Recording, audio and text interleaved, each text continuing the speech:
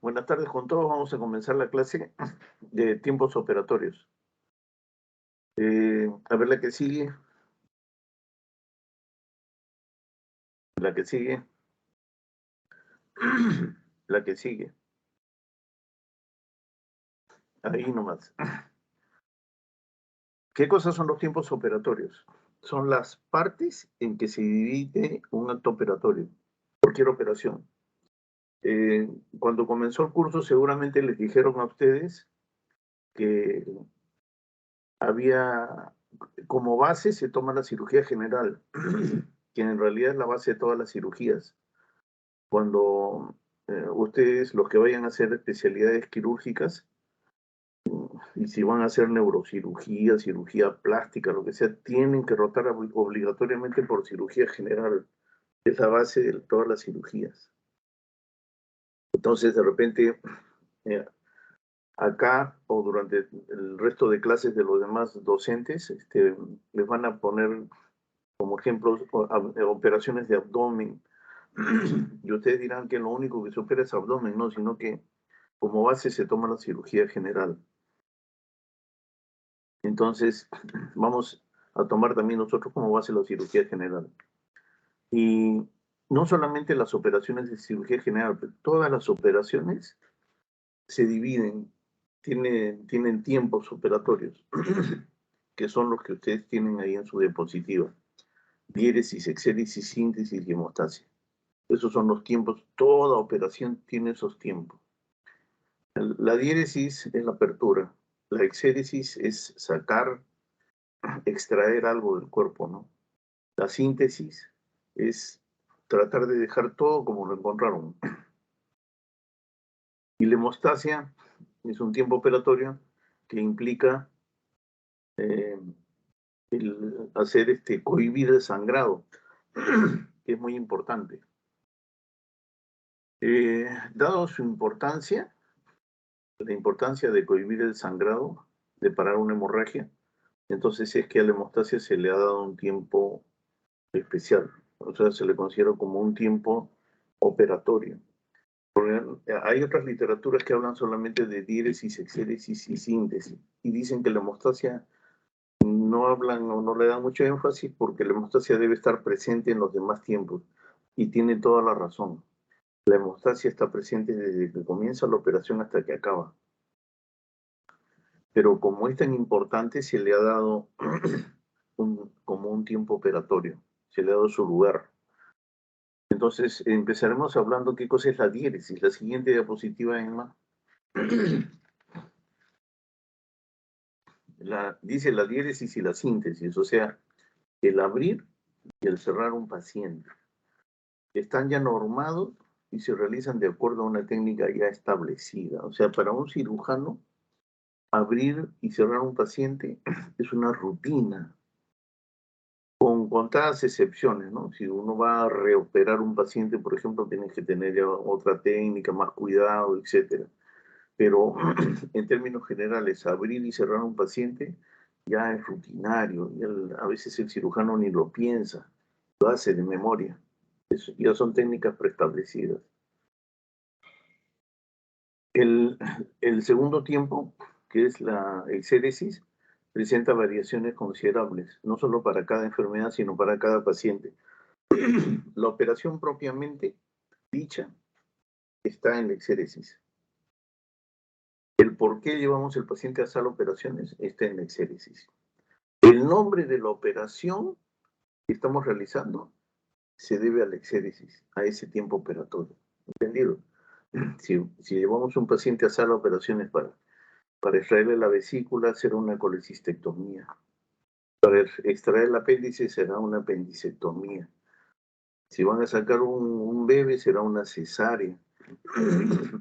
Este es el tiempo operatorio más importante, es donde se utiliza la mayor cantidad del arsenal quirúrgico de instrumental. Y les vuelvo a repetir, y el nombre, la operación lleva su nombre en este tiempo operatorio. ¿Ok? A ver la que sigue.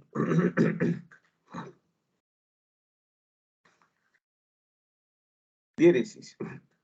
toda maniobra destinada a labrarse una vía de acceso a través de los tejidos, es la apertura de los tejidos. La diéresis puede ser por incisión, por corte, por sección, si lo cortas, la fibra muscular, por ejemplo, la cortas o los tejidos los cortas para poder llegar a donde quieres. Por divulsión, simplemente separas un tejido de otro, separas sin cortar, ¿no? O teniéndolos, o por separación, teniéndolos separados. Hay fibras, por ejemplo, fibras musculares, etcétera, que tú las separas, pero se vuelven a juntar. Entonces ahí utilizas la separación. Aparatos para separar el tejido y que se pueda operar. Es la manera de hacer la diéresis. La que sigue.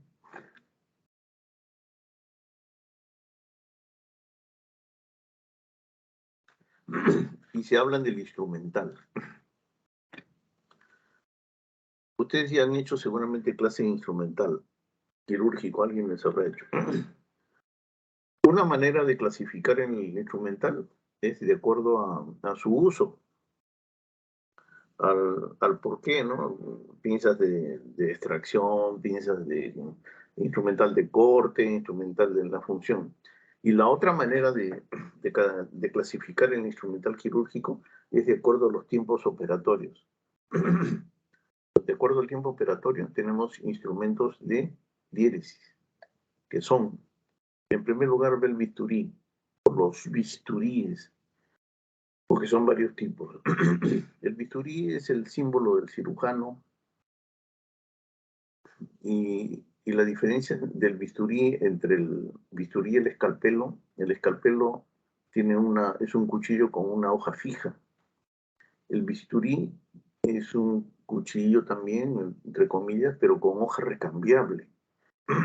Cambias la hoja, se te ve el filo, pones una que tenga más filo y sigues operando. Tienes los bisturíes, las tijeras, la pinza y los separadores. Vamos a hablar de cada uno de ellos en la siguiente.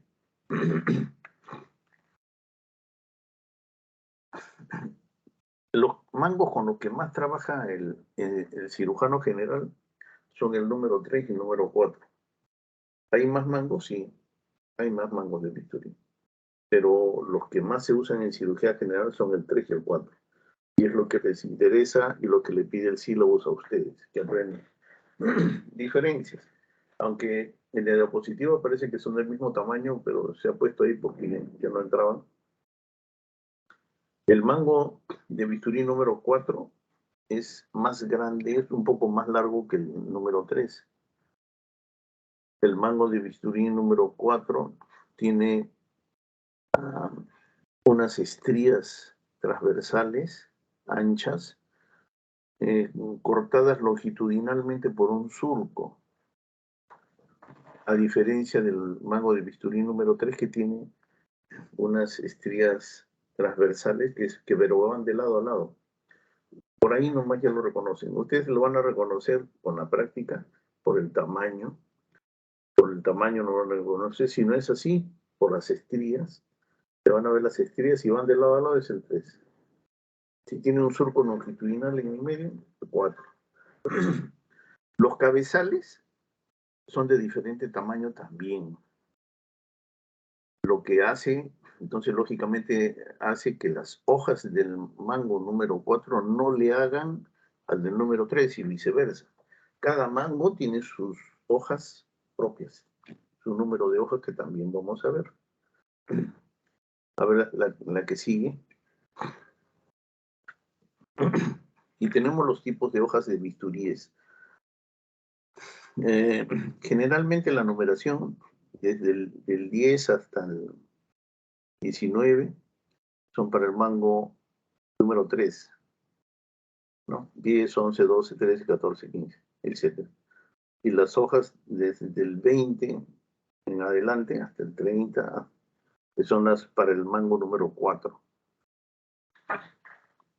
Ustedes ven ahí los diferentes tipos de la forma de la hoja, y eso va de acuerdo a la operación que van a hacer. Supongamos quieren aperturar una cavidad abdominal. Pueden pedir una hoja en mango 4 o una hoja 22. 24, ¿no es cierto? Quieren cortar un tejido un poco más pequeño. Pueden pedir en mango 3 una hoja, una lámina 10. Quieren aperturar un vaso sanguíneo, quieren cortar una arteria, una vena, la lámina 11. El otorrino va a sacar sus amígdalas, pide la lámina 12, que es como un ganchito, ¿no?, para cortar la amígdala, etcétera. De acuerdo a lo que ustedes quieran, piden la hoja correspondiente. Tienen que saber y conocer todo lo que van a ser cirujanos. Tienen que aprenderse de memoria todas las hojas de bisturí para ver qué cosa es lo que piden, si no, cómo piden. La que sigue.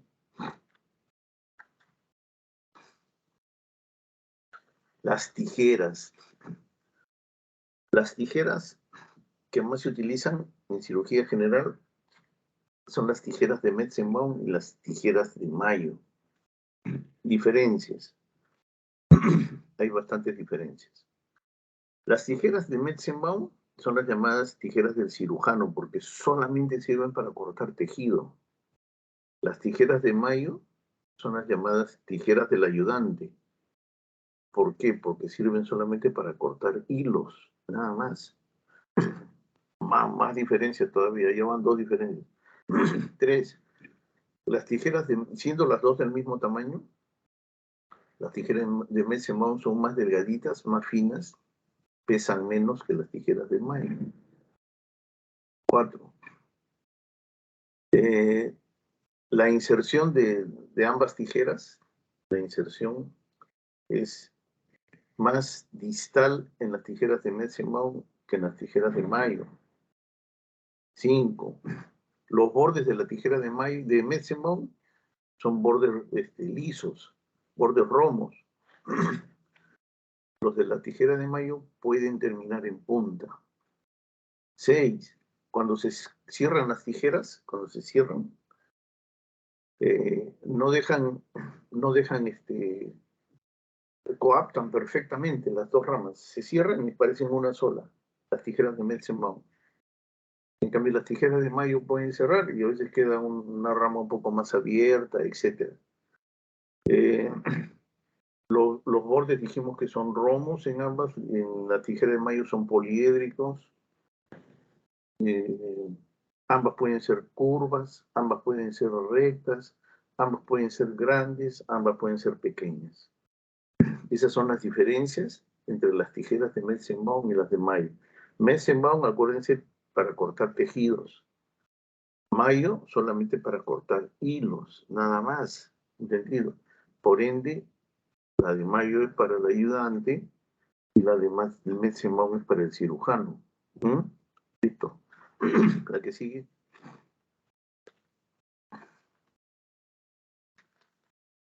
Pinzas de disección. Las pinzas de disección pueden ser con dientes o sin dientes, o con uña o sin uña, así también le llaman.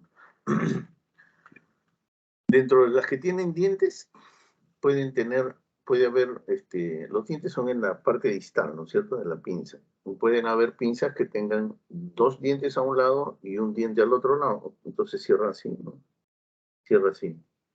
Pero también hay pinzas de disección que tienen 3 dientes a un lado y 2 al otro lado.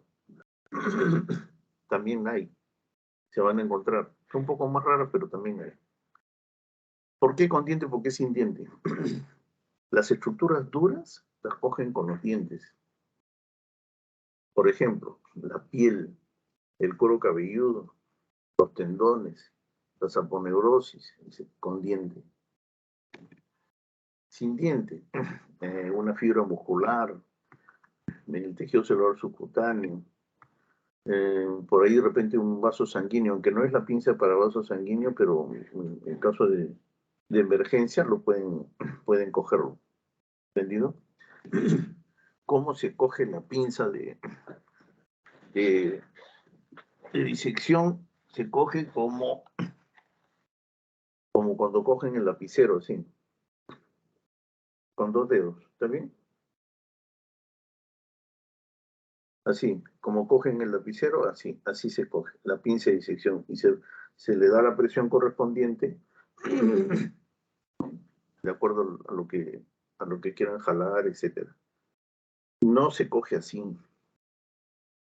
La pinza de disección que se coge así, algunas damas cuando se sacan las pestañas, no sé qué hacen las cejas, pero para operar es así como lapicero, ¿entendido?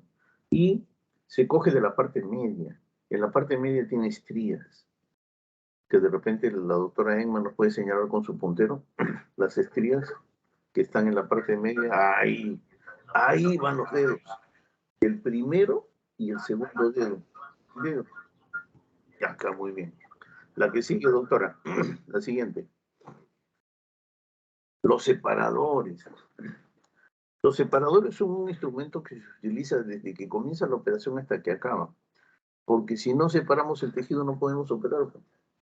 Vamos avanzando capa por capa, pero las capas se van cerrando conforme avanzas. Entonces, utilizamos los separadores. Los separadores se clasifican en dos grupos. Separadores manuales y separadores autoestáticos. Manuales necesitan de una mano que esté jalando el separador para poder operar. O sea, el segundo ayudante casi siempre en las operaciones es el sacrificado. Tiene que estar jalando para que opere el cirujano y lo ayuda el primer ayudante. ¿Cuáles son los separadores que el sílabus les obliga a aprender? El separador de Farah-Beuf. Ese es el que les obliga el sílabus a que aprendan, el separador de Farah-Beuf. ¿No? Son dos láminas de acero, maneras de 2C, letra C, o arco de fútbol, dicen algunos, etcétera, que son uno un poquito más pequeño que el otro, lo que hace que uno pueda entrar dentro de otro, así lo guardan en las cajas, uno dentro de otro sin metido. Los separadores tienen una pata larga y una pata corta. Uno de los dos extremos es más largo que el otro, de acuerdo al grosor del tejido que estén separando. ¿Entendido? Separador manual de Farah-Beuf. ¿Entendido? Hay varios separadores manuales, hay un montón. Les he puesto uno al costado nada más para que vean. Por ejemplo, el doctor Parker, ¿qué cosa hizo? Lo único que hizo con el Farah-Beuf, le limó las puntas en vez, porque si ustedes se dan cuenta, el de Farah-Beuf termina como un cuadrado, ¿no? Puntas cuadradas. Los extremos son cuadrados. En cambio, el Farah-Beuf, el de Parker, le limó las puntas a manera, parece un bajalengua que lo han doblado.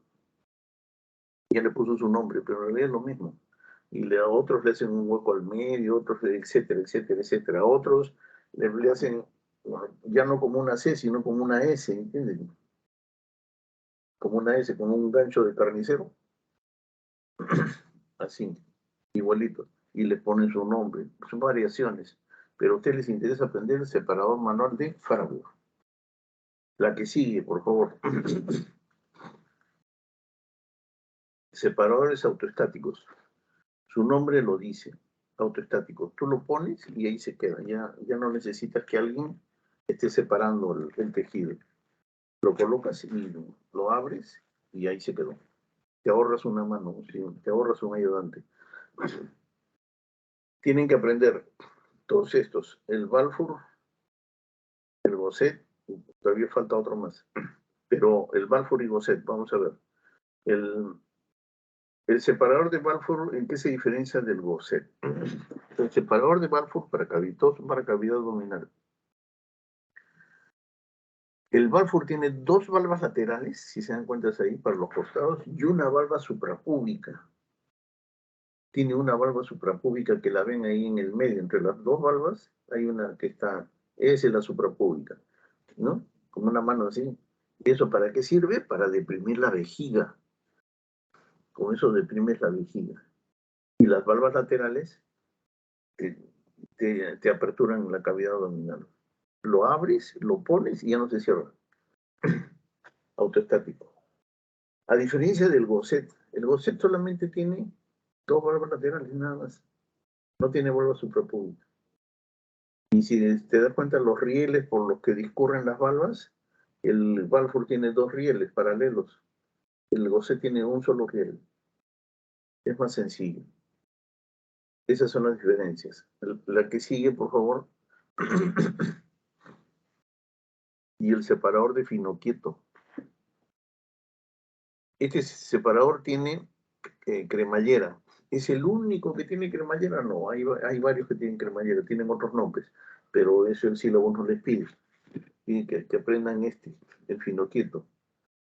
Por tener cremallera, esto funciona, le das la vuelta a la palanca esa y va avanzando la valva. O se cierra o se abre. Esto sirve para separar la pared costal. Este es para separar costillas. ¿Entendido? Le das la vuelta y vas luxando la costilla con eso para poder operar pulmón. Separador autoestático de fino quieto. Ojo, la que sigue. Pinza de campo operatorio. La pinza se llama de Backhaus. Pinza de campo operatorio de Backhaus. ¿Por qué decir por qué no dice pinza de campo operatorio nada más? Porque hay varias. Pero ustedes tienen que aprender esto. Pinza de Backhaus. Es una pinza que acaba en 2 garfios y sirve para coger las telas, los campos operatorios, como su nombre lo dice. En la imagen, ahí se ven en esa operación, logran ver ahí están las pinzas sujetando las telas y se aprovecha a los extremos proximales de la pinza, las orejitas esas, por ahí pasan los cables del CO2, el electrocautero, etcétera, para que no se caiga al suelo. Se aprovecha la pinza. Pinzas de campo operatorio de Backhaus. Lo que sigue, exéresis. Lo que les decía, es la operación propiamente dicha, donde se realiza la exposición de la zona operatoria y las maniobras que facilitan el tratamiento de la lesión. O sea, acá está el por qué llevaron al paciente a sala, para hacerle lo que ustedes deseen. La que sigue.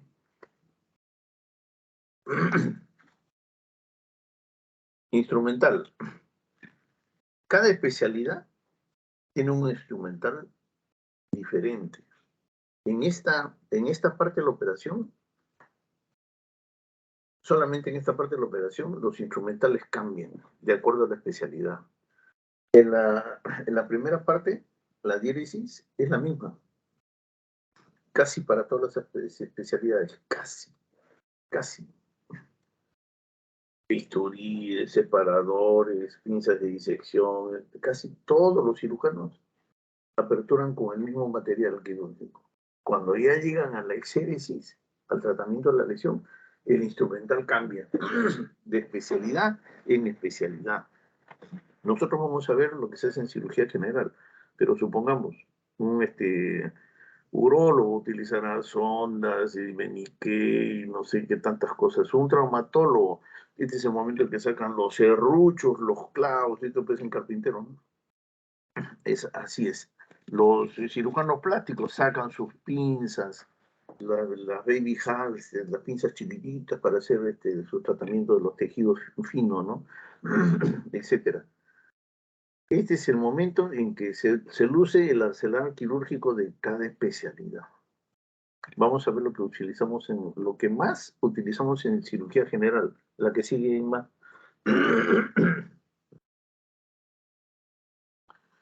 Tenemos las pinzas de prehensión y tracción. Su nombre lo dice. Son pinzas que sirven para prender y traccionar. ¿Cuáles son? La pinza de Alice, la pinza de Bacon, faltan 2 más que los vamos a ver después. Diferencias o características de cada una de ellas. La pinza de Alice es una pinza de prehensión y tracción que tiene dientecillos en los extremos distales, en la punta. Son dientes finos. Cada vez que ustedes vean una pinza con dientes, acuérdense que es para tejidos duros, estructuras duras. Por ejemplo, ¿qué agarraría yo con la pinza de Alice? La aponeurosis o todo el grueso de la pared abdominal o algún tendón, etcétera, una estructura dura, ¿no? La pinza de Alice tiene la pinza de Babcock, o también llamada pinza de canastilla. ¿Ven cómo acaba la punta? Son como 2 canastitas que se juntan. Excelente para traccionar o prender víscera hueca. intestino delgado, grueso, estómago, vesícula, vejiga, etc. Pinza de Babcock o pinza de canastilla. La que sigue, por favor. Después tienen la pinza de Fester. Forester se escribe, ¿no? Forester. Pero se pronuncia pinza de Fester. O pinza de anillos. Ya salta a la vista porque se le llama pinza de anillos, ¿no es cierto? Acaba como dos anillos. Tiene pequeñas estrías, no son dientes, son estrías que permiten traccionar el tejido con mayor facilidad para que no se escape. Son largas, más o menos 18 o 20 centímetros de largo, y tienes para, por ejemplo, para operar esófago, que es tan profundo, para los ginecólogos, para el hueco pélvico, con esas pinzas traccionan el útero, las trompas, etc. Son excelentes, pueden ser curvas o pueden ser largas, rectas. Pinza de Fester o pinza de anillos. La pinza de Duval termina como dos triángulos en el extremo distal, en el extremo transversal tiene pequeños estrías para que no se escape el tejido. ¿Qué tejido? La pinza de Duval sirve para operar pulmón. Con esto se coge el pulmón. Pinza de Duval. ¿Entendido? Listo. La que sigue, Emma. Después vienen los clamps. ¿Qué cosa es un clamp? Un clamp es una pinza que ocluye el tránsito de algo. Por ejemplo, acá hay clamps de oclusión intestinal. O sea, el intestino lo presiona y ya no pasa pues el contenido intestinal. Para poder operar un intestino tienes que poner un clamp de oclusión intestinal porque si no, durante toda la operación se está saliendo el contenido intestinal, no vas a poder operar. La única manera es pones un clamp de oclusión intestinal de Doyen. ¿Es el único? No, hay varios clamps de oclusión intestinal. El sílabus a ustedes les pide este. Clamps de oclusión intestinal de Doyen, que puede ser curvo o puede ser recto, que en los extremos distales tiene finas estrías longitudinales, ¿no? que sirven para fijar el intestino. No lo lesionan. Plan de oclusión intestinal de Doyen. La que sigue.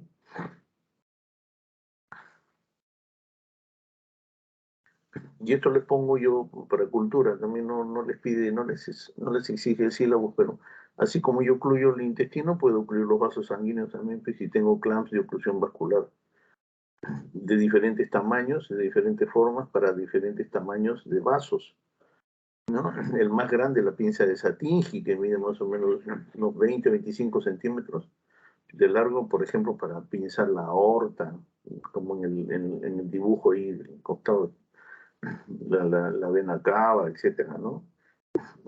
Con eso pinzas grandes vasos. Sigue, la que sigue.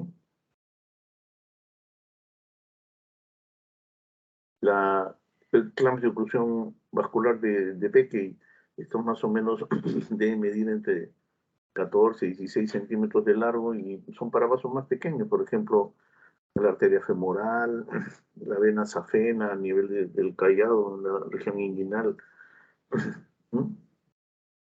Igual tiene estrías longitudinales para evitar la lesión del vaso. Y tenemos finalmente los gemelos de oclusión vascular, la pinza bulldog. El bulldog es una pinza pequeñita, debe medir pues unos 3, 4 centímetros, es chiquitita, para vasos chiquitos.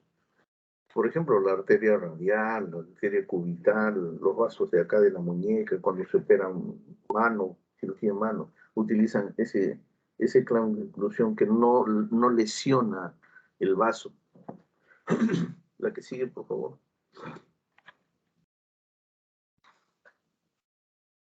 Síntesis. Digamos a la síntesis. La síntesis, como dice ahí, el cierre por afrontamiento de los elementos anatómicos que fueron cortados y evolucionados desde la profundidad hasta la superficie, por lógica. Y es el cerrar al paciente, el tratar de dejarlo como ustedes lo encontraron, como Dios lo trajo al mundo. traten de dejar los tejidos lo mejor afrontados posible, etcétera. Se van uniendo capa por capa.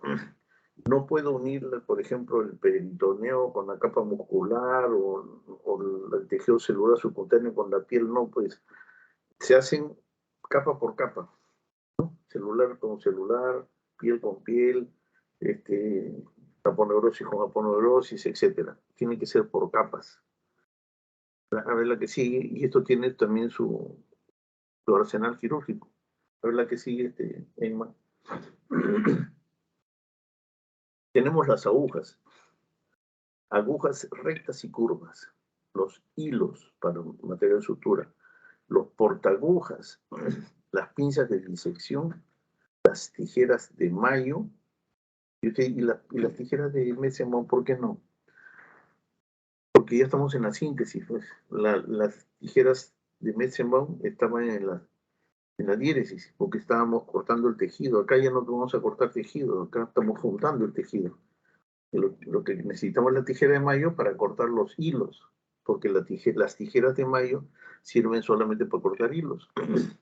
Y los separadores, los famosos separadores que le dije que están presentes desde que comienza hasta que acaba la operación.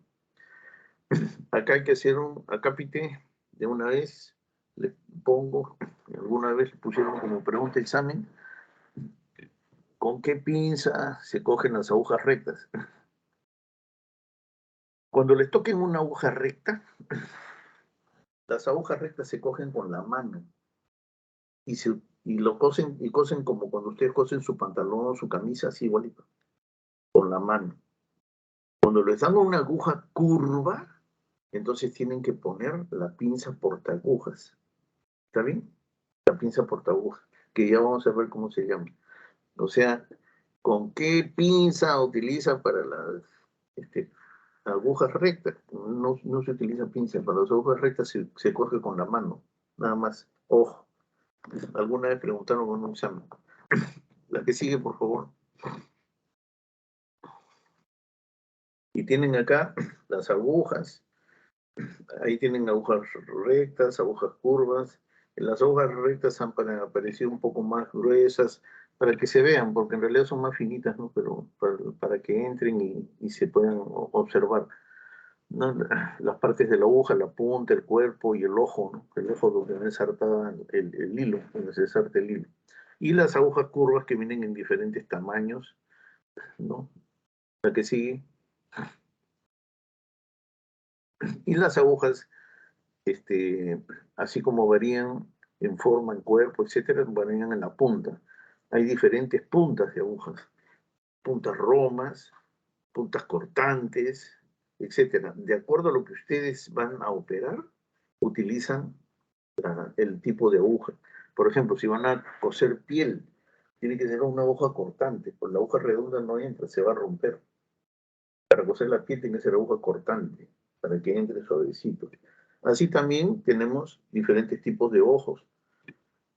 Y, y hablando de los ojitos, ahí por ejemplo los dos primeros de arriba son los que corresponden a la sutura atraumática, que es la que viene de fábrica. Cuando la empresa fabrica hilos de material de sutura, le pone su aguja. Viene el hilo y le empatan una aguja ahí, generalmente del mismo diámetro del hilo, generalmente.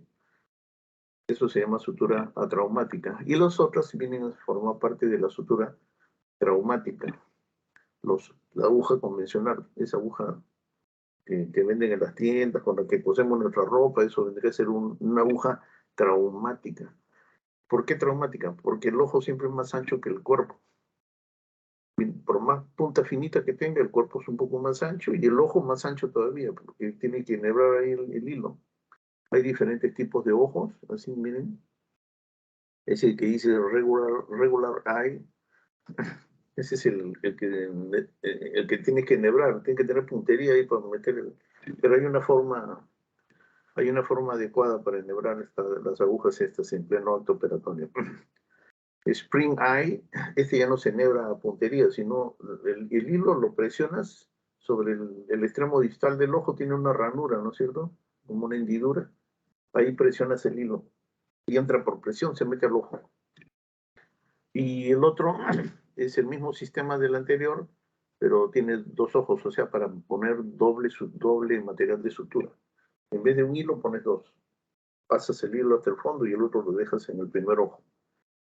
Hay diferentes tipos de puntas, diferentes tipos de cuerpos, diferentes tipos de ojo. ¿Entendido? ¿Para qué sigue? ¿Cuál es la diferencia entre un material de sutura monofilamento y uno polifilamento? El polifilamento viene en varias hebras entrelazadas, como está en la figura, varias hebras entrelazadas, por grupos vienen y las entrelazan. ¿Cuál es la desventaja? Entre el entrelazamiento de una y otra quedan pequeños agujeros. Ahí se depositan las bacterias, en el polifilamento. En cambio, en el monofilamento es una sola superficie, es uniforme. No hay lugar donde se depositen las bacterias. Entonces, por eso prefieran usar monofilamento, ¿no? En algunas cosas es necesario el monofilamento. La que sigue.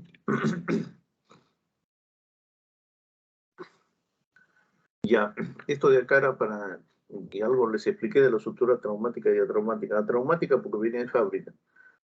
El grosor del hilo se continúa con el grosor de la aguja. La punta puede ser más pequeña, pero cuando pasa el cuerpo, encuentra la zona que debería ser del ojo, pero no tiene ojo. El hilo está metido dentro de la aguja y hace un agujero más o menos pequeño, o sea, no lesiona el tejido, no lo traumatiza. En cambio, les explico, la traumática es la aguja común y corriente. Punta delgadita, cuerpo un poco más grueso y el ojo más grueso todavía. Y encima que tiene el ojo grueso, todavía tiene que llevar el hilo de ida y vuelta, ¿no es cierto? Entonces, cuando pase el ojo por el tejido lo destroza. Por más finita que tenga la punta, pase el ojo y destroza el tejido. Sutura traumática, ¿entendido? En el diapositiva derecha tienen la pinza portaagujas, que nos representa que solamente para las agujas curvas. Esa es una aguja curva con su hilo, con su sutura atraumática, es un hilo. Y está la pinza portaagujas, se está sujetando la aguja curva, nada más. El hilo de sutura, ya que está ahí, aprovechamos para hablar, está como una S, ¿no es cierto? Generalmente son suturas sintéticas, está como una S así. Eso se llama la memoria de la sutura. Memoria, o sea, porque así está empacada, pues la guardan como un resorte dentro del sobre. Cuando abres el sobre, sale y se queda así como un acordeón, ¿no? Eso se llama la memoria de la sutura. Algunos cirujanos en algunas partes, en algunas operaciones, especialmente la de cirugía plástica, eso molesta al cirujano. Cuando pasa el hilo, la sutura comienza a torcerse, etc. Por eso es que van a escuchar por ahí algunos cirujanos que le dicen al instrumentista, le dicen, señorita, quítale la memoria a la sutura. Los que no saben, dirán, pues quítale la memoria, ¿cómo se dice? Un lavado mental, lavado cerebral, ¿qué le van a hacer a la Alzheimer? Le van a dar a la sutura. No es eso, sino que con una gasa jalan y les tiran una gasa húmeda, les tiran la sutura varias veces, les tiran, hasta que se estira lo más posible, porque al final le queda un poquito de memoria, pero ya no es tanto. La que sigue, la pinza portaaguja Heather, solamente para agujas curvas, no me cansaré de decirles, para agujas curvas. Es una pinza larga, hay de varios tamaños, de acuerdo a la profundidad del tejido que quieran suturar. En el extremo distal tiene dos carillas, las cuales están, cada carilla está atravesada por estrías oblicuas, no son ni longitudinales a la carilla ni transversales, son oblicuos, van de derecha a izquierda, de arriba a abajo, y de izquierda a derecha, de arriba a abajo, y se intercruzan oblicuos. Y en el centro tienen un surco longitudinal, donde descansa el cuerpo de la aguja. debería descansar, ¿no es cierto? Pinza portaaguja de Egar o Hegar, ¿entendido? La otra diapositiva solamente es para que vean la manera correcta de sujetar una pinza, cualquiera. En este caso la pinza portaaguja, pero las tijeras, las pinzas hemostáticas, así se sujeta. Solamente se introduce en las argollas de la tijera o de la pinza las falanges distales del primero y el cuarto dedo. Primero y cuarto dedo, falange distal. El segundo dedo va apoyado detrás, como en la figura, para evitar que la pinza se vaya hacia atrás, para que se mueva, evitar que se mueva. Los demás dedos se amoldan a la situación. Primer y cuarto dedo, falange distal, nada más. Ojo. A ver, seguimos. Ya, esto yo le saqué justamente para que vean que de los errores también se aprende. Esta diapositiva la encontré por ahí navegando y si ustedes ven ahí con detenimientos dice Universidad Nacional de Colombia, ¿no? Y acá para que observen cuántos errores hay en estas dos láminas. Miren, por ejemplo la de la izquierda. Comenzamos con la de la izquierda. Tiene, ya, hay una mano ahí que es la mano derecha de la señorita que está de azul, de celeste, querida. La mano derecha. No sé si Emma nos puede ayudar con el puntero. La mano derecha. Esa. No, ya te pasaste. La otra, la del medio. Esa. Está sujetando una pinza de disección. Pero tiene una pinza de disección. ¿Por qué? Porque en la mano izquierda tiene el portaagujas. En la mano izquierda tiene el portaagujas. Entonces, la mano derecha justo está haciendo lo que les dije que no se hace. Yo les dije que se agarra la pinza como lapicero, así. Y esta señorita está agarrando así. Primer error. Segundo error, tiene la pinza portaagujas y si ustedes ven en la mano izquierda, la palma de la mano la tiene hacia arriba, ¿no es cierto? Normalmente y casi siempre el cirujano utiliza las palmas de las manos hacia abajo, cuando opera hacia abajo. Siempre las palmas de la mano, muy rara vez en algún movimiento que lo requiera la operación, la palma va hacia arriba, muy rara vez, ¿no? Sacar un tejido, etcétera, alguna maniobra X. Pero generalmente las palmas de las manos van hacia abajo. Acá está utilizando la pinza, el portaagujas, y lo tiene así, ¿no? Así, la palma, así, con la palma hacia arriba. Entonces, ¿por qué? Porque la forma de la aguja, cuando uno mete la aguja, metes así en el tejido, das la vuelta, pero tienes que seguir dándole la vuelta a la curvatura de la aguja, pues porque si jala se raja el tejido. Entonces, ¿qué ha hecho esta doctora? Hace esto, para sacar la aguja. Gran error. Solo se mete la mitad de la aguja, entra el portaagujas. Miren, llega, ya pasó mi aguja al otro lado. Entonces, suelto mi aguja y la cojo por delante, pero pongo la palma hacia abajo. O sea, que estaba así. En vez de terminar haciendo esto, que se ve feo, lo único que hago es paso, suelto la aguja, pongo la palma hacia abajo y la aguja curva que está acá, la punta, la termino de pasar y le doy la curva. Ahora sí, y se ve más bonito. Ya un minuto. Así no debe ser. La otra cosa, terminando lo de las manos, como dicen el cirujano solamente pone la mano hacia arriba cuando va a cobrar. Acuérdense nada más, el cirujano utiliza las palmas de las manos hacia abajo cuando se opera. Los guantes les quedan también grandes y eso está mal. todo el que va a hacer cirugía, le acepto pues a un psiquiatra, ¿no?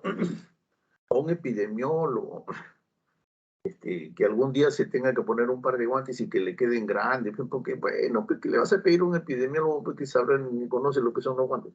Pero un cirujano, número uno, debe saber cuánto calza de guante. El que va a ser cirujano debe saber cuánto calza de guante. Así que vayan pensando en la promoción de ustedes, los que van a ser cirujanos, cuánto calzan de guantes, para que pidan. No estén pasando vergüenza así como estos doctores. Número dos, hay que calzarse bien los guantes antes de operar. Bien, el guante debe formar parte de tu cuerpo, de tu piel, bien pegado, para que puedas trabajar con facilidad, no se te atraquen los hilos ni los tejidos, puedas palpar con facilidad, determinó. Pero ahí con el guante que le cuelga un pedazo, mal, completamente mal. En la diapositiva del otro lado, en la de la derecha, también igual el portagujas lo está agarrando, miren, claro, miren hasta dónde se ha metido el portagujas ese doctor o doctora que será. Miren, es decir, que si el dedo ese tiene más falanges, se lo siguen metiendo hasta el codo el portagujas, ya les he dicho, las pinzas se ponen solamente en las falanges distales, nada más, ¿entendido? Entonces, de estos errores vemos y aprendemos. No lo hagamos nunca. ¿Entendido? Listo, lo que sigue.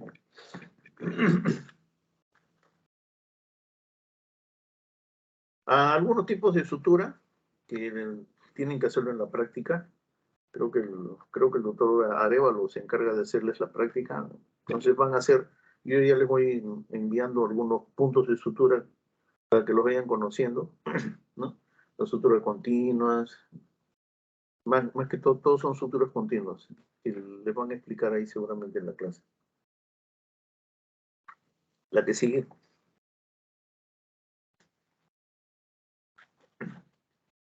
La manera correcta de suturar.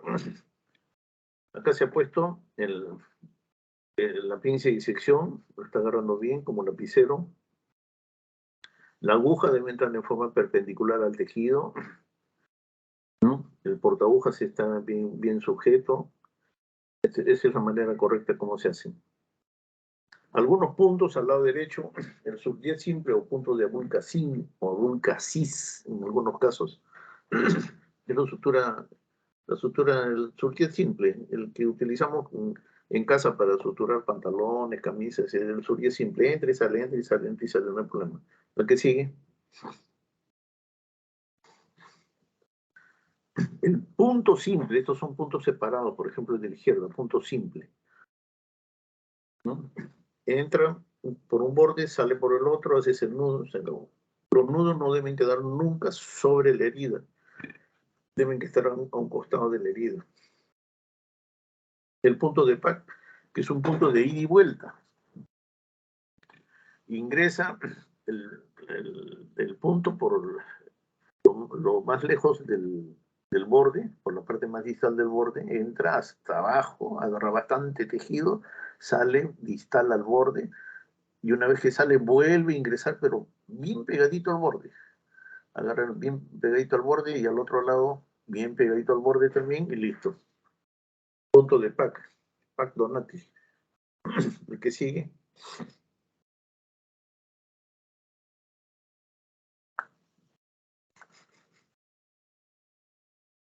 El punto de colchonero, que es como un PAC, pero el PAC es vertical, este es horizontal. Es un punto de ida y vuelta, ¿no? Entra por un borde, se va hasta el otro borde y avanza y regresa por el mismo borde y termina en el borde que comenzó. Punto de colchonero. ¿No es cierto? ¿Qué sigue?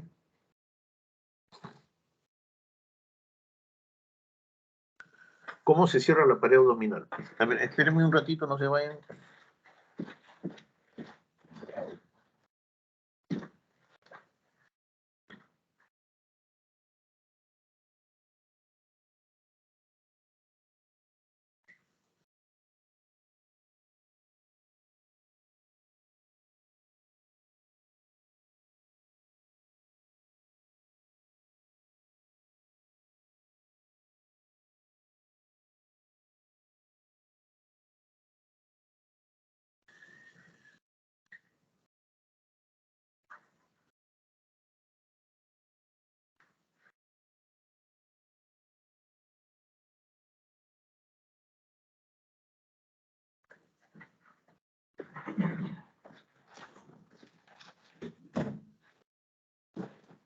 Y ahora sí, discúlpenme. Cierre la pared abdominal. Lógicamente tiene que cerrar de adentro para afuera. La primera capa que se cierra es el peritoneo. Es una cerosa. ¿Qué material de sutura se utiliza? Reabsorbible. Puede ser cadro, puede ser vicril, etc. Reabsorbible. ¿Qué tipo de punto? Sutura continua en el peritoneo. Sutura continua.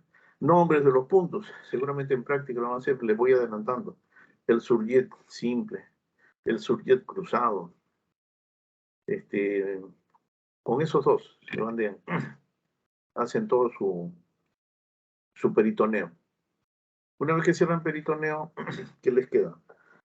Algunas zonas de la pared abdominal viene el estuche donde van los músculos, ¿no es cierto? En algunos sitios de la pared abdominal hay aponeurosis posterior, el músculo, y en otras zonas el músculo solamente tiene la aponeurosis por encima.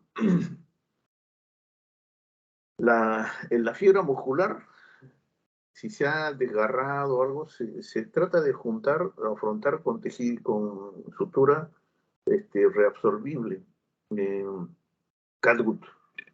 Catgut simple, son unos puntos separados simples y se afrontan la fibra muscular. Si la cortaron, un muñón con el otro, tratan de juntarlo con catgut reabsorbible, ¿no es cierto? Material de sutura reabsorbible. 2 o 3 puntos para que quede ahí, el resto lo hace la madre naturaleza y no se preocupen. Sobre el músculo viene la aponeurosis. Ojo, la aponeurosis es la capa que va a contener toda la presión intraabdominal. Por ende, tienen que tener mucho cuidado. Entonces, ¿qué material de sutura uso acá?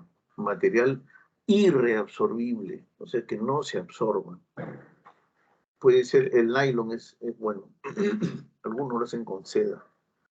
El nylon es un buen material de sutura. El punto que voy a utilizar acá en la aponeurosis son puntos separados. ¿Está bien? Puntos separados. ¿Qué tipo de punto? Puede ser el punto simple, el punto cruzado, etc. Después que viene, encima de la aponeurosis, viene, ese es un peritoneo, que están cerrando con material de sutura continuo. La que sigue, y esta es acá están cerrando el músculo. Y en la diapositiva de la derecha están cerrando la aponeurosis. Pero justamente la aponeurosis, si ustedes se dan cuenta, ¿cuál es el error, entre comillas, ahí en esa aponeurosis? En ese cierre. ¿Quién se da cuenta? ¿Quién se dio cuenta? ¿Nadie se dio cuenta? Miren, ven. Ahí están cerrando la aponeurosis en esa diapositiva donde está el puntero. Ahí están cerrando con sutura continua. Y yo les acabo de decir que el material, el tipo de punto ahí es punto separado. ¿Por qué? Porque si es la capa más importante, la que me va a aguantar toda la presión del abdomen, ¿qué pasa si en la sutura continua uno de los puntos falla? Se suelta toda la sutura. Se desmondona a nuestro paciente. En cambio, si falla un punto separado, ese punto no más falla, pues los demás puntos lo contienen a los costados. Por eso es que se prefiere hacer con puntos separados, se deberían ser. ¿Está bien? En la diapositiva de la izquierda están cosiendo la fibra muscular, están juntando el músculo. Seguramente debe ser un hilo reabsorbible, ¿no? Están un puntito afrontando. Esa aguja que están manejando ahí, en el recuadro chiquito hay una pinza de disección. No es una pinza de disección, sino están poniendo grapas. En el recuadro chiquito, en la piel. Pero en la otra, en la figura grande, la izquierda tiene una aguja medio rara, ¿no? Que tiene un botón ahí con el dedo con el primer dedo está apretando el botón con el dedo pulgar. Esa aguja se llama aguja de Reverdán. Reverdín se escribe. Aguja de Reverdán. ¿Cómo funciona esta cosa? Pasan la aguja sin hilo, la pasan al extremo. Una vez que pasó, como está ahí, recién enganchan el hilo, ahí como está en la diapositiva. Con ese botón que tiene el dedo pulgar, lo corres hacia adelante y el ojo de la aguja se abre entre el hilo. Jalas el botón del dedo pulgar, lo jalas hacia atrás y la aguja se cierra. Y pasas el hilo. Una vez que pasas el hilo, haces el nudo con la mano. Aguja de Reverdán. ¿Dónde encuentran esto? Debe estar en el Museo Nacional y eso ya no se usa. Si alguna vez la ven, tómenle foto, esto, porque ya no hay de esas agujas. Son raras. La que sigue. Tejido celular subcutáneo. Solamente se afronta. 2, 3 puntos, la menor cantidad de puntos con los que pueden afrontar. Es un tejido poco vascularizado, se puede malograr. Y hay necesidad de afrontarlo, sí, porque si no queda un espacio muerto, una cavidad, donde se va a juntar el plasma que se sale, pues si hay vasos sanguíneos que están rotos ahí se sale el plasma, se extravasa, se hace un seroma, o sea, una colección de líquido, que posteriormente puede ser, se puede hacer absceso, etcétera. Por eso es la importancia de afrontar el tejido celular subcutáneo, para que no se junten los seromas, no se coleccionen. ¿Con qué? Con material de sutura reabsorbible, cual catgut simple, simplemente un catgut simple, punto. Y la piel. La piel se hace con material de sutura irreabsorbible. No utilicen catgut ni vitril en piel. Algunos utilizan, algunos, pero no se estila. El material de sutura que más problemas te trae es el catgut. Tiene mucha complicación porque es un material de origen animal. Puede tener bacterias, etc. Entonces, trae reacciones a cuerpo extraño porque es una proteína. Se inflama el tejido, etc. Por eso en piel, mejor utilicen sutura irreabsorbible. ¿Cuál es la que mejora actualmente? El nylon. Y en piel, dependiendo de la zona, si es una zona visible, delgadito, que sea bien delgado. Piel de la cara, delgadito. Y si pueden hacer sutura intradérmica, mejor, ¿no? Para que no se note. En zonas expuestas. En abdomen, de repente, pues pueden ponerle, ¿no? El punto que hemos visto, el punto simple, el punto PAC, el colchonero, etcétera, en abdomen. Pero en cara, ¿no? En brazos que están dispuestos, nunca van a hacer pues un colchonero ahí, qué feo, ¿no? En la piel se tienen que esmerar. En la piel se esmeran porque es la firma del cirujano. El paciente lo único que va a ver es la piel. El paciente no sabe qué cosa le has hecho adentro. De repente no le has hecho nada. Pero lo único que va a ver es la cicatriz. Y por la cicatriz se va a acordar de ti. Entonces, para que se acuerde bien de ti, hazle una bonita cicatriz, con una bonita piel. Hilo delgado, con aguja cortante, para que pase como mantequilla, se pasa la aguja cortante. ¿Entendido? Si pueden hacer sutura intradérmica, mucho mejor. Puntos simples, suficiente. ¿Cuántos puntos, doctor, le pongo? Por centímetro cuadrado, nada más. Se pone la menor cantidad de puntos con las que puedan cerrar la herida. La menor cantidad de puntos. Si con un punto pueden cerrar toda la herida, le ponen uno nomás. La menor cantidad de puntos. No ponga un montón, porque si no parece un 100 pies después la herida. A ver la que sigue.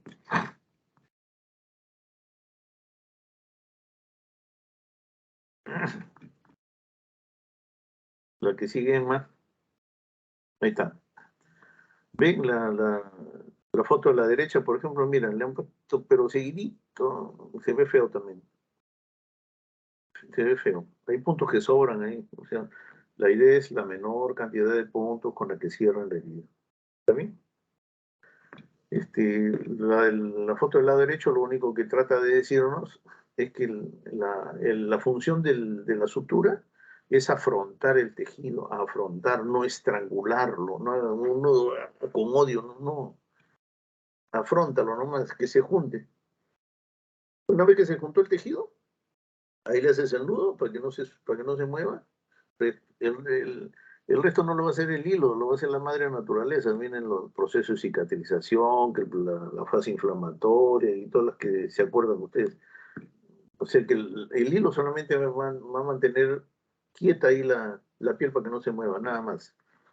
No estrangulen tejidos. La que sigue. Y la hemostasia. Les dije que esta era la parte más importante de la operación. Si mantienes un campo operatorio limpio, sin sangre, sin sangrado, entonces te vas a ahorrar la formación de abscesos, hematomas, etc. Y dice toda la maniobra que se ejecuta para cohibir una hemorragia, la hemostasia. ¿Cuál es el objetivo? Esto fue pregunta de examen una vez, así que apúntenlo. Objetivos de la hemostasia: evitar la pérdida de sangre, 1. Mantener el campo quirúrgico limpio, 2. Y evitar la aparición de hematomas, 3. Fue pregunta de examen, ¿eh? Listo. ¿El que sigue? Tipos de hemostasia. Tenemos hemostasias temporales y definitivas. Y temporal, cuando su nombre lo dice, ¿no? Te haces un corte en tu casa, donde sea, etcétera. Lo primero que haces es, la primera opción ante un sangrado es la presión directa. La presión directa, ¿no es cierto? Sangra, te presionas donde está sangrando, con un dedo presionas, listo. Presión directa, compresión. Ese es temporal. Están operando y se rompe un vaso sanguíneo. Rápido, presión directa, pones el dedo ahí mientras pides una gasa, porque jamás pongan el dedo directamente sobre los tejidos. Siempre debe haber algo en medio, una gasa en este caso. Señorita, una gasa, pones la gasa, listo, y presionas con la gasa, presionas el vaso que está sangrando. Mientras, esa es hemostasia temporal. Mientras el cirujano determina con qué va a ser la hemostasia definitiva. O la coso, le paso un punto y la nudo y le coso, o con la mano le hago un nudo, o lo electrocoagulo con el electrobisturí, o ya está viendo opciones de hemostasia definitiva. Pero de arranque, la hemostasia temporal es lo primero, la compresión, la presión directa. Acá tenemos que ver sobre el uso de las ligaduras. La hemostasia definitiva se hace por medio de ligaduras, del taponamiento, el uso de las suturas, la electrocoagulación, etc. La que sigue, hemostasia por compresión. Así es. Lo primero que se hace, se presiona, se aprieta. Ya después ven qué cosas le ponen, lo cosen, lo amarran, ya esa es hemostasia definitiva. La que sigue, hemostasia por compresión, taponamiento cerrado de hígado. Se lesionó el hígado por un accidente. Cuando hay un accidente de tránsito especialmente, o puede ser un herido de bala, etcétera, o por arma blanca, se lesiona el hígado. El hígado tiene la misma consistencia del hígado que llevan nuestras mamás a la casa para cocinar, igualito. Es el mismo hígado. Y es más suave que un queso fresco, ¿no es cierto? O sea, si ustedes han agarrado alguna vez un hígado, es suavecito. ¿Qué pasa? Se lesiona rápido. Si yo le pongo un hilo de sutura a esa abertura de ahí y digo, oye, para que no se va a malograr más, mejor le pongo un hilo delgadito y lo coso. Mentira. El hilo delgado actúa como una cuchilla, lo corta. Mientras más delgado el hilo, más lo corta el hilo. Acá se usan cintas, más o menos como los pasadores de las zapatillas, así, cintas planas, grandes, con una aguja plana también. Entra la aguja, por el tejido, da la vuelta, sale y la cinta, como es ancha, haces el lazo, el nudo, y cuando cae sobre la herida ya no lo corta el hígado, la cinta, porque es ancha. Reposa y junta las paredes del hígado y listo. Esa es la mejor sutura. Pero ¿qué pasa si lo coses y aún así se te rompe y si te sigue rompiendo más de lo que estaba? Entonces no te queda otra opción que hacer la hemostasia por compresión. Se ponen gasas grandes, campos operatorios si puede ser posible, húmedos, se meten debajo y por encima del hígado. Lo presionas. Al hígado lo presionas como un sándwich. Lo presionas fuerte hasta que deje de sangrar. Una vez que ves que ya no sangra, lo dejas ahí y lo cierras a tu paciente. Al segundo o tercer día máximo, tienes que volver a llevar a sala para sacar los campos operatorios, si no se hacen abscesos. Entonces, si ya paró el sangrado, ya le salvaste la vida. Hemostasia por compresión. Taponamiento hepático, taponamiento cerrado de hígado. ¿Está bien? La que sigue.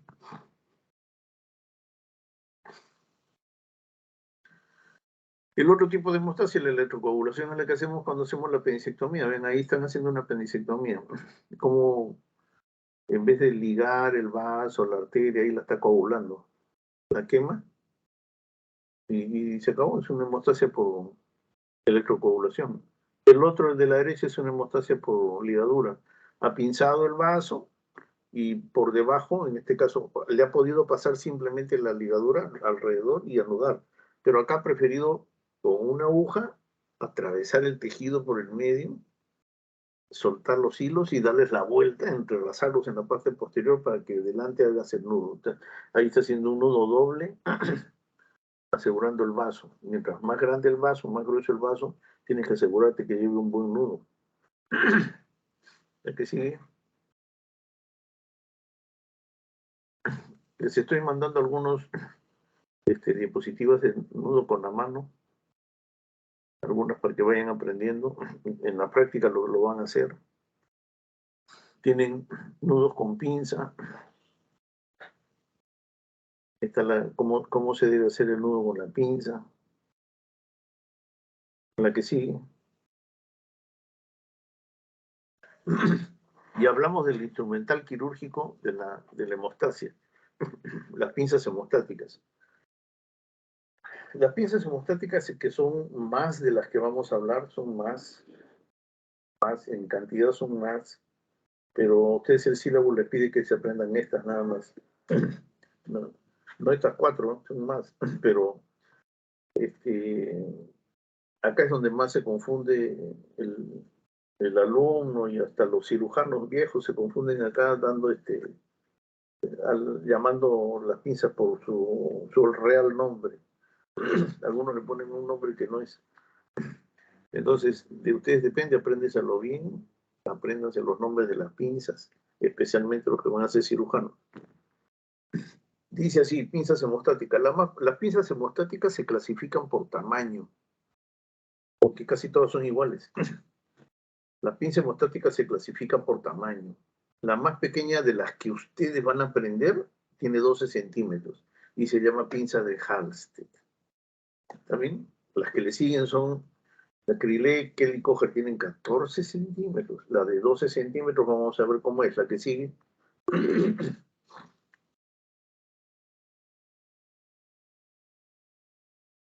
Ahí está. La pinza de Halsted, o también llamada pinza de mosquito. Pinza mosquito. Pinza de Halsted. Es una pinza que mide 12 centímetros de largo, tiene estrías en sus ramas, toda la rama está llena de estrías transversales hasta la punta. Puede ser recta o puede ser curva. Puede tener dientes en la punta, en el extremo distal, o puede no tenerlos, como esa donde está el puntero, esa no tiene dientes. La del lado derecho, ahí donde está el puntero ahorita, al lado derecho, derecho, ahí, esa, si ven bien la diapositiva, tiene dientes en la punta. Tiene 2 dientes a un lado y uno al otro.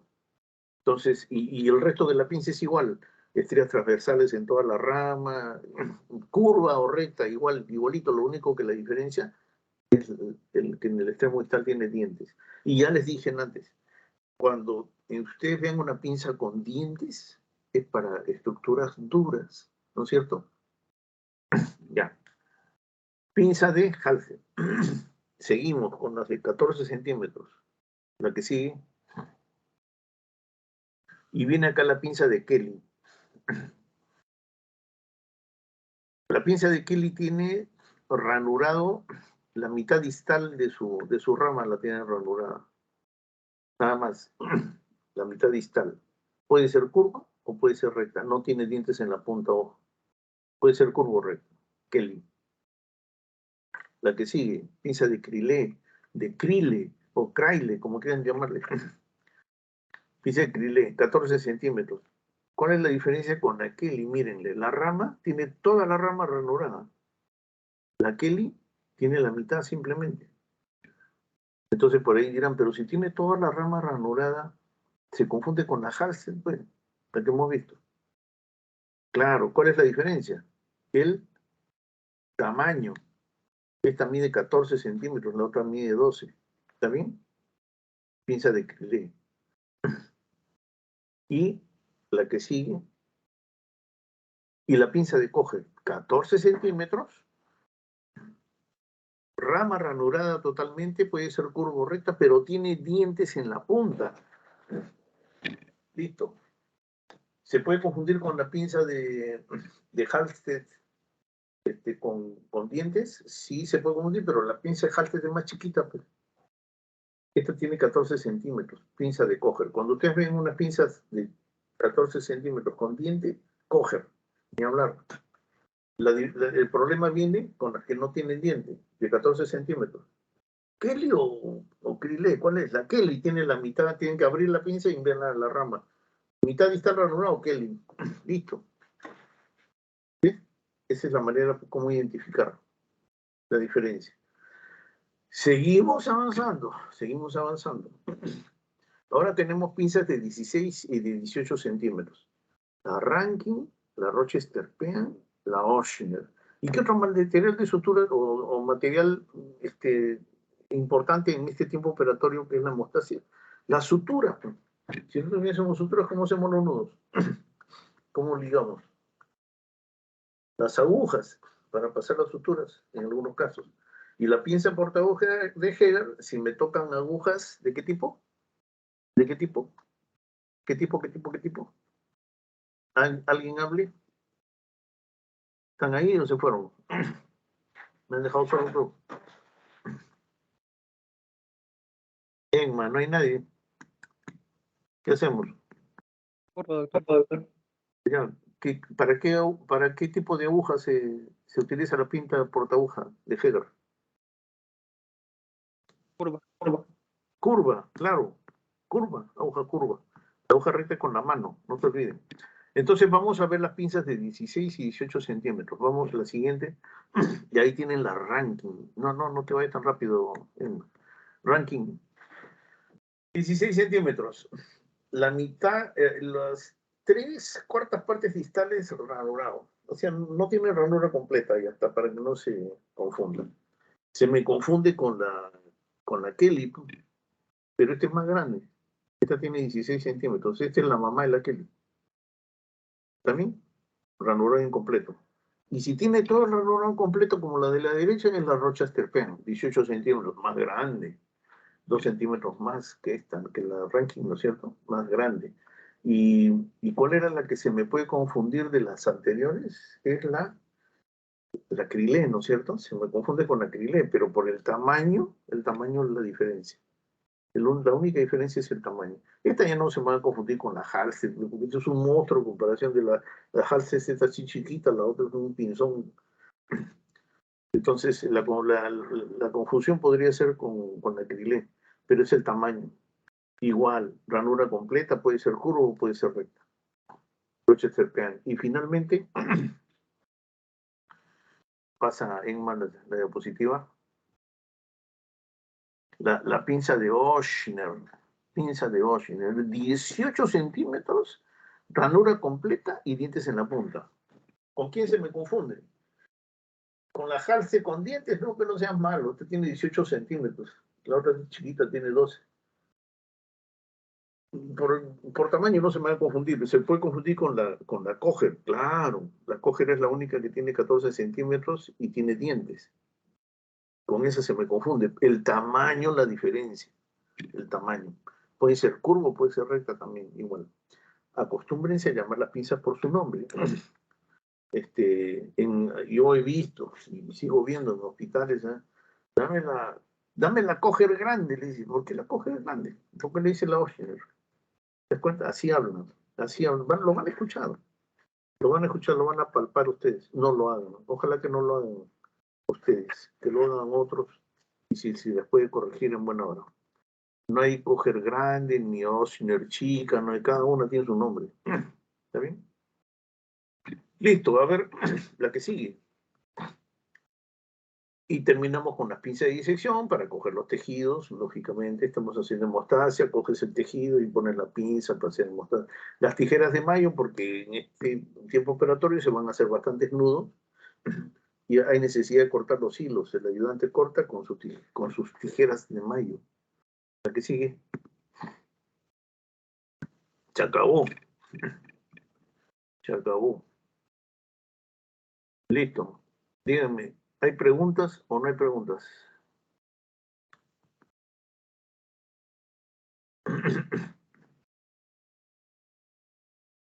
¿No hay preguntas? ¿Está todo claro? Doctor, una pregunta. ¿Se corta con la tijera de mayo curva con la curvatura para concavidad hacia abajo, la concavidad hacia arriba, o solo con la recta? Ya. Se estila utilizar con la concavidad hacia ti, o sea, hacia arriba. ¿Está bien? Pero va a haber momentos, va a haber zonas donde vas a necesitar voltear las tijeras, y poner la concavidad hacia abajo. Va a haber momentos, pero normalmente se corta con la concavidad hacia arriba. ¿Está bien? ¿Qué otra pregunta más?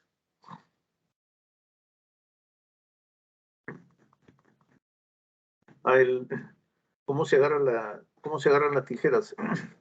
Cuando yo voy a cortar, bueno, esta es una tijera grande, no puedo poner un dedo porque si me pesa mucho. ¿Sabes? Así que permítanme poner más dedos acá que no debe ser, ¿no? Pero a lo que voy es lo siguiente.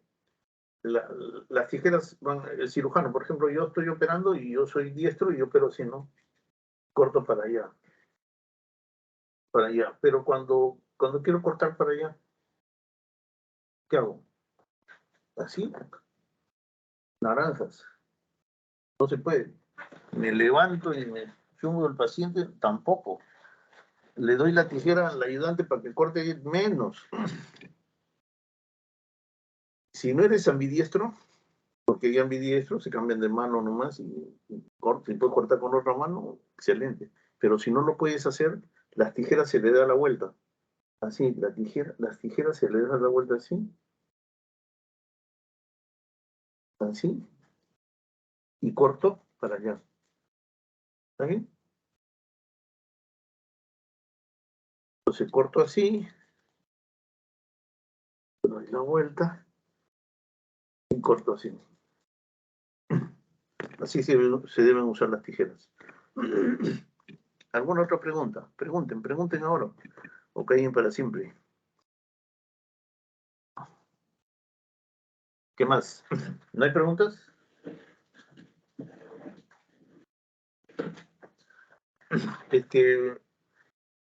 Bueno, aprovechando, doctora Emma, ¿han hecho separación de los alumnos de todos ustedes por grupos de trabajo, por grupos de mesa o no? No, doctor, todavía no hay separación para práctica, ¿verdad? Sí, pues para las prácticas. No hay. No hay, todavía no. ¿Y no sabes cuándo van a ser las prácticas presenciales? ¿Les han dicho algo? Sí, el calendario está en la quincena de noviembre. Para noviembre ya. ¿Y por qué no comienzan con ustedes las prácticas presenciales? El doctor estaba mencionando que era un problema de la universidad por Sí, pues, la presencialidad. claro, pero deberían reclamar, ¿no? Porque realmente se pierde, pues, esta clase por lo menos es para que ustedes agarren las pinzas, las vean, después va a haber clases de hacer nudos, de suturar, etcétera, ¿no? Pero eso tenemos que hacerlo presencial. Bueno, reclamen, muchachos, siempre reclamen cuando vienen, porque ya la SUNEDO ya autorizó las clases presenciales. Si no están llevándose a cabo, no entiendo cuál será el problema. Pero en fin. Bueno, si no hay preguntas, entonces ahí quedamos. Creo que de acá, doctora Emma, creo que ya yo no les debo clases porque la PRIN ya te expliqué cómo era, ¿no? Sí, doctor. Ya Sí, el viernes. claro, el día que toque el seminario de la PRIN, ese día. Hacemos una sola cosa y sale clase y seminario. Sí, doctor. Ya, ¿Me pasará su PPT de APRIM? ¿qué? Perdón, ¿Me pasará su PPT de APRIM? PP3, ¿de qué cosa? No te entiendo. PowerPoint de APRIM ¿Qué? o ya no. Ah, no. No, ya, ustedes preparan eso. Ah, ya, doctor. El equipo que va a hacer lo prepara. Ahí les he dado los temas. Ahí, bueno, pueden leer en la bibliografía los de APRIM, pueden leer ahí en internet lo que se refiere a la ATLS, ¿no? El ATLS siempre da las normas para atención de pacientes. Espérate un ratito, no te vayas, no te vayas.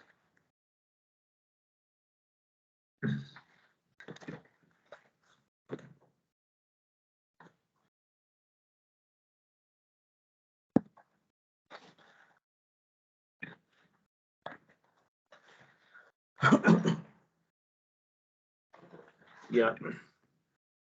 Pueden leer también, ojalá que haya en la biblioteca virtual de la universidad, el manejo. A ver, leen ahí, leen. Sí, manejo integral del paciente politraumático. Claro, esa puede ser una bibliografía que todavía tiene, ese texto tiene dos tomos, como decir, este es manejo avanzado, el otro es manejo integral, nada más, este es manejo avanzado, el paciente traumatizado, ¿no es cierto? Ahí están para que vean los autores.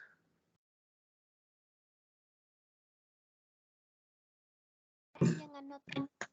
¿Ah? Nada, doctor. O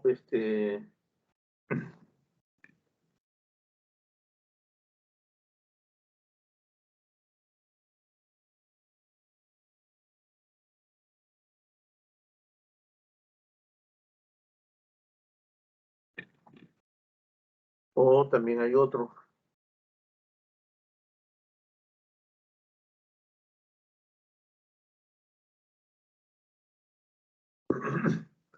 Hay varios textos que pueden ustedes leer y sacarla.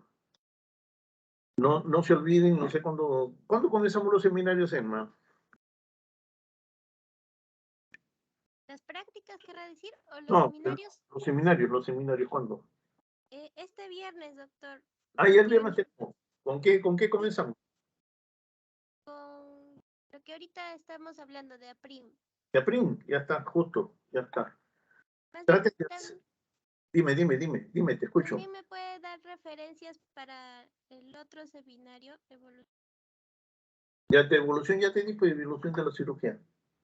Sí, libros o solo de internet buscamos. Ah, sí. Uy, en internet hay bastante con qué. Tengo acá libros, pero muchas son librotes.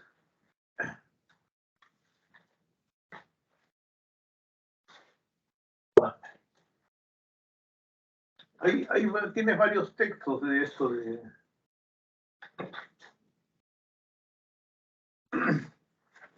ahorita no los tengo a la mano, pero tienen ahí en internet infinidad, y para los temas que les he dado no hay que rebuscar mucho tampoco. Acuérdense que tienen 15 minutos cada expositor. Hablamos lo necesario para que haya preguntas y poder contestar. Hay un tema les dije de cirugía de trasplantes, ¿no es cierto? Claro, había uno de los temas de la historia de la cirugía era la cirugía de trasplantes. Con mencionarlos es suficiente. En el mundo, el primer trasplante que se hizo fue de tal cosa. El primer trasplante de corazón que se hizo en el mundo, ¿no? Hizo el doctor Barnard, listo. Y mencionar, ¿y por qué fracasó? ¿Por qué? ¿Cuál es el por qué fracasaban los trasplantes en ese entonces? Nada más. Fracasaban por esto, que después se corrigió y se hicieron ya a nivel mundial. El primer trasplante de páncreas, el primer trasplante de pulmón, etcétera. Hablar de eso. Y hablar de los trasplantes en el Perú. ¿Quién hizo el primer trasplante de corazón, el de riñón, el de pulmón? Ya hay de pulmón, de páncreas, de hígado, hay y varios de los cirujanos que van a mencionar ustedes ahí, bueno, otros ya fallecieron, pero varios están vivos. Sería interesante que ustedes conversen con ellos, pregúntenles, lo van a encontrar en las sedes hospitalarias, por eso es necesario que el expositor, aunque sea, publique una foto de cada cirujano, ¿no? Y para que lo conozcan. De repente ustedes se cruzan en el pasillo con uno de estas eminencias y no lo van a conocer. Van a decir quién es. Tampoco es así, pues, por lo menos conozcamos lo nuestro. Al que va a hacer la cirugía de trasplantes, no sé quién le tocará, que hablen algo del doctor Francisco Lengo Almora, que hizo 2 tipos de trasplantes que nadie lo menciona, pero hizo 2 tipos de trasplantes, pero están en los recortes del periódico, ¿no? Francisco Lengo Almora, que averigüen sobre él.